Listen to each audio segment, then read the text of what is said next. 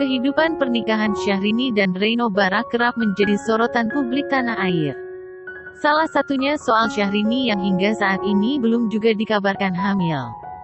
Syahrini dan Reyno pun mengaku masih ingin menikmati masa-masa romantis pernikahan berdua saja. Tapi baru-baru ini Syahrini tampaknya sudah mulai menginginkan adanya buah hati di dalam kehidupan pernikahannya dengan Reyno Barak. Hal itu terlihat dari salah satu unggahan terbaru Syahrini di akun sosial media miliknya. Ya, kali ini Syahrini menarik perhatian warganet lewat sebuah unggahan terbaru di akun Instagram miliknya.